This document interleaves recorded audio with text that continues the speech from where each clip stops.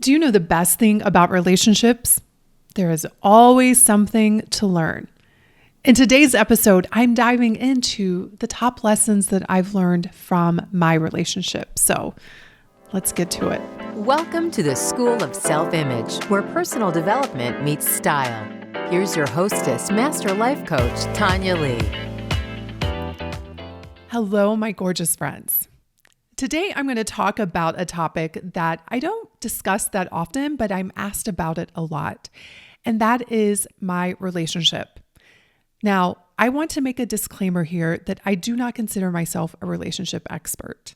In complete transparency, I have been married and divorced twice, and I also had another long-term relationship. But this relationship is different, and I can see now where it took me going through those prior relationships to make me ready for this one. On Christmas Day of 2021, he proposed. So we are going to get married eventually, but the beautiful thing is neither of us are in a hurry. You know, people keep asking like, when are you going to get married? And I'm like, I'm just enjoying this stage. I'm just enjoying being engaged. And I will tell you all, I had committed that I was never getting married again. I was like, that is just not for me. But when the right one comes along, you start to reconsider all of those things that you said you would never, ever do. And I just never thought I would find someone like him. That's such a great match. He is my best friend. He's my lover. He's my confidant. He is an incredible man that I am so happy to have met. So I want to share the lessons that I've learned. And listen, y'all, I know I got a lot more to learn. We are just 2 years in, and I do know that there is a honeymoon phase, but I also think that when you've had enough relationships, you don't get swept up in that. Like I've watched some of my friends get involved in relationships, and right out of the gate, it's like super passionate and hot, and like, I can't keep up.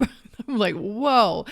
And with me and Fonz, while there was a lot of passion, it was something different. Like we didn't have that intoxicating lust, although that's not a bad thing. We just had like this deep appreciation, and it was like meeting someone that you've known your whole life, but you're meeting for the first time. That's what it felt like with him. And so let me just share some of the lessons that I've learned. The first lesson is don't hide who you are.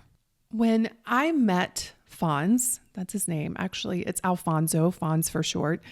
But when I met Fonz, I was in a really good place in life that resulted from doing a lot of work on myself. I had spent a lot of time on my own, by myself during the pandemic, and I was enjoying it. I was having so much fun. And then I started dating a little bit, and that was fun. But here's the thing.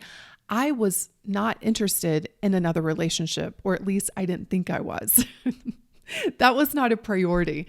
And so when I would go out with people, I had made a commitment to myself. I'm not going to hide any of who I am.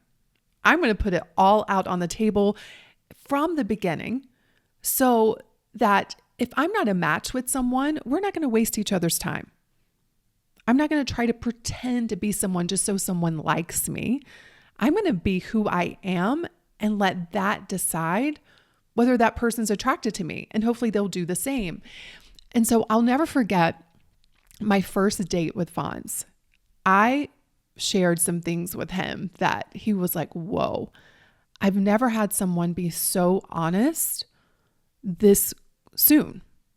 But I was like, hey, listen, I don't want to waste your time, and I don't want you to waste mine. Like, I want to see who I want to be around. I want to make sure that I am matching up with the right people. And the beauty of not caring and not really wanting a relationship is you just get to be who you are. And if someone's not interested, you're like, okay.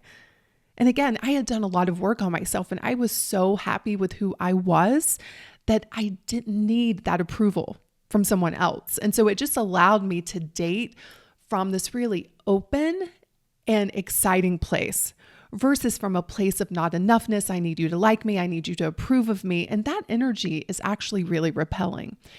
And so being honest and not hiding who I was actually what really attracted Fonz to me from the get-go. And I believe it's why we have such a good relationship right now. We're both extremely honest with how we're feeling, what's going on with us. We don't hide things from each other, which is a beautiful thing. It creates a lot of intimacy. Now, on the flip side, another lesson that I've learned is that it's important to have a secret garden. Now, to be clear, this does not mean that you keep secrets from someone. I just like the terminology. When I think of a secret garden, I think of having an air of mystery, having a little world of your own that is special and dear to you. For example, I like to use the restroom alone. I close the door. That's my own little world that no one needs to be a part of. But I know some of y'all open the door and you let everybody come in, your husband, your kids, and hey, that's fine if that's what you enjoy. But I do think there's something to keeping a little mystery in a relationship that keeps the spice going, that keeps it alive. I also love having things that I'm learning about, things that are happening in my business that are for me to know. I don't have to share them with everyone, even my partner. There are things that are just for me. The other day, Fonz left and he was gone for a while. And I asked him, I texted him, I'm like, hey, when are you coming back home? And he was like, I'll be back home in a bit. And so he came back and I was like, where were you? What were you doing? And he was like, I was doing boy stuff. Now, some people go crazy when someone says something like that. And that's a whole different topic. You have to learn to trust your partner. If you can't trust them, shouldn't be with them.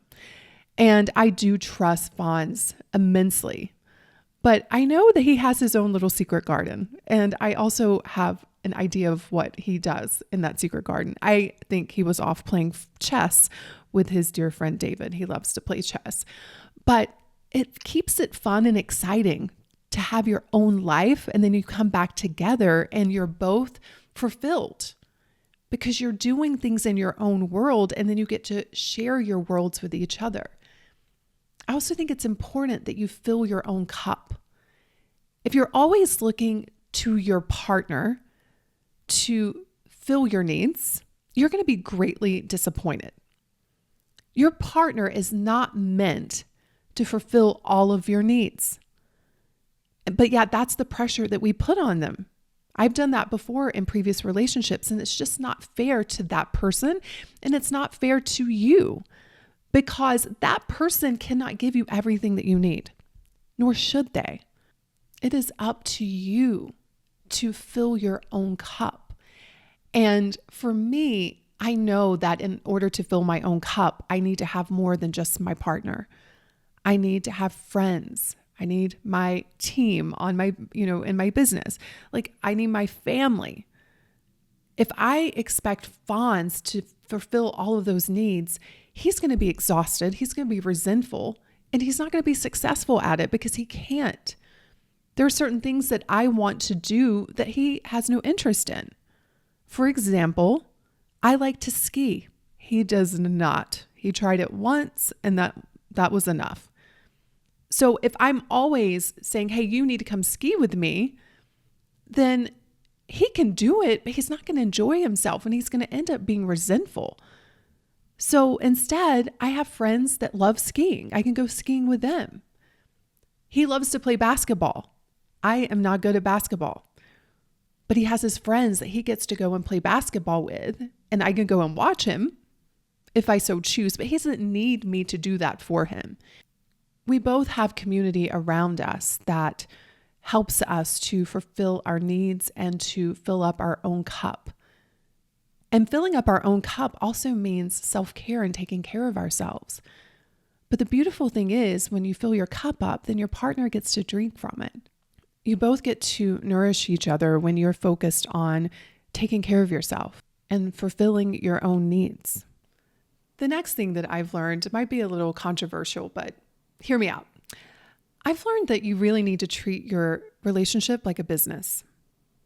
So let me explain. When I think about my business, it's very intentional.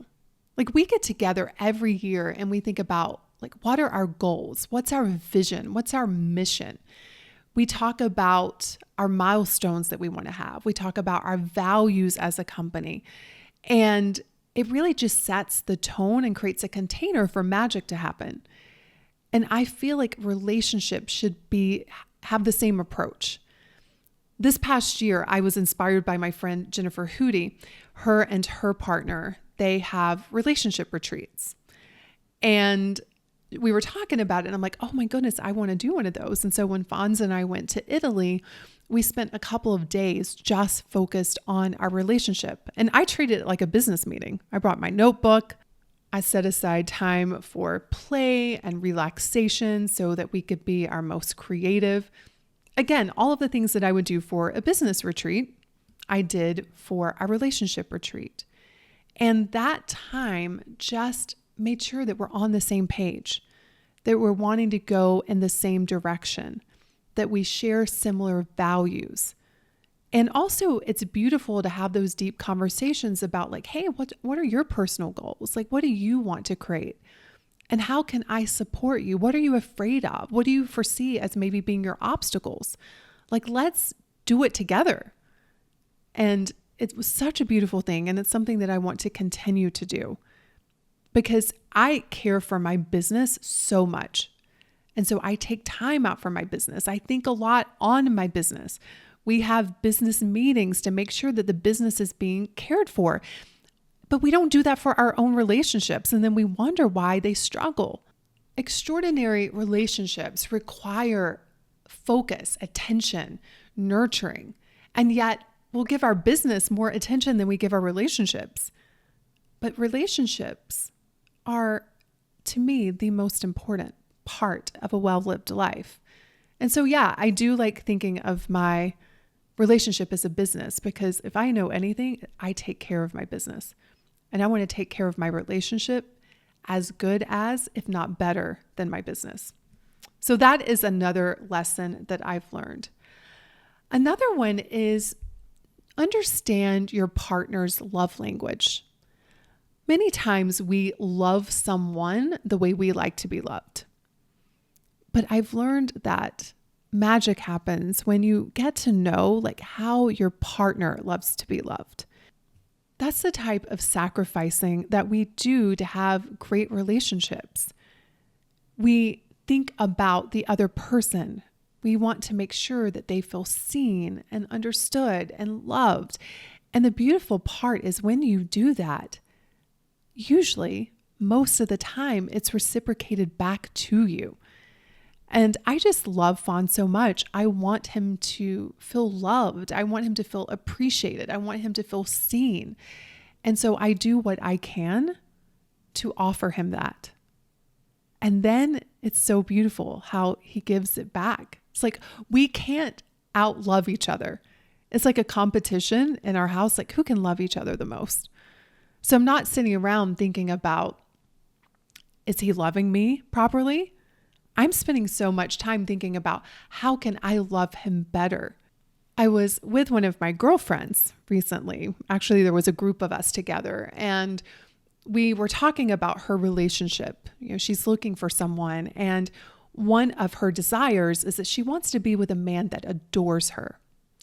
And listen, I've been there and I was explaining this to her. I'm like, yeah, I used to want the same thing. I needed that validation. I needed to feel that love and that adoration. And when I was in that energy, it was really difficult for me to have great relationships. Because when I wasn't being adored, I was being a bitch, quite honestly. And I would do some crazy things to try to get that adoration. But it's so different. And I was telling her, I'm like, I've matured and I've done so much work on myself of like adoring myself. I literally don't need that anymore. I am giving that to myself all of the time. So now when I'm with Fonz, I'm just adoring him. And the crazy thing is like, it's the best relationship I've ever had. And he spends a lot of time adoring me. And I think he does it because I'm so busy adoring him. So know your partner's love language. Okay, next lesson. And this is a good one. It's a big one. If you all did this, your relationships would get so much better. I wish I would have known this sooner. But this thing called the ego can get in the way, and the ego loves to be right. One of the reasons why I enjoy my relationship so much with Vons is that we have disagreements. We've had some arguments, but both of us enter into those disagreements with a desire to understand and to grow, not to be right. So I really want to know, like, why is this an issue? Why are you upset? Like, what can we do here? What does this relationship need right now? How can we resolve this? How did I play a part in this? Like, it's all this ego aside. Let me use this situation to become a better partner, a better human, and to understand my partner in a better way. And the communication that comes out of that energy is so different than when I went into disagreements with this need to be right, because I wouldn't even hear the other person. I wasn't available to it. I was just so busy trying to win an argument. And if you're trying so hard to win an argument, chances are you're always going to lose. Ultimately, you might win that one argument, but what's it going to cost you down the line?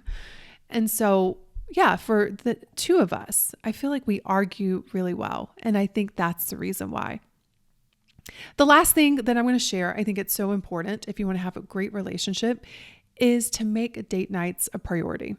Now, I know everyone has different priorities. My daughter is older. She's not in the house any longer.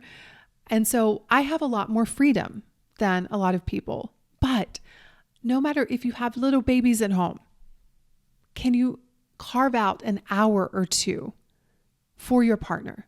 And maybe the date nights at home where you all just manage to get an hour together to do whatever you want, or maybe you hire a babysitter to come in. But we can get in such monotonous routines with each other that it becomes boring. There's nothing to look forward to. There's no spice. And so having date nights on the calendar is a declaration of like, hey, my relationship matters. In fact, when I'm helping women figure out what they value, I sometimes will ask them, like, let me see your calendar. Because that calendar reflects what you currently value.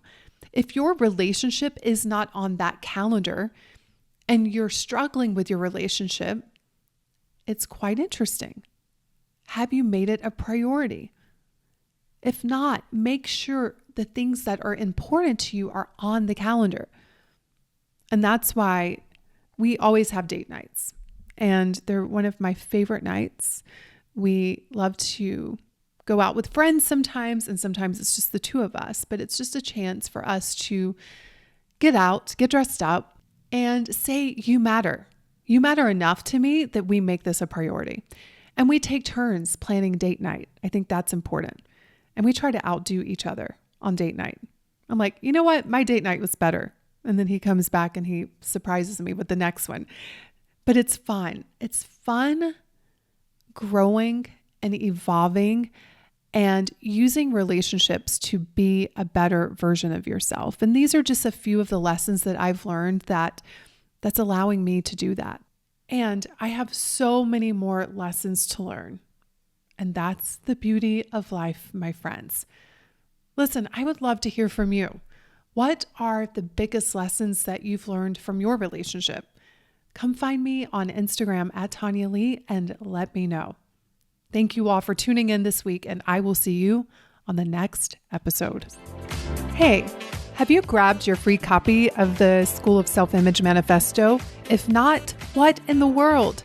Head over to schoolofselfimage.com/manifesto and get a copy that teaches you how to think and show up in the areas of mindset, style, and surroundings so that you can transform your self-image.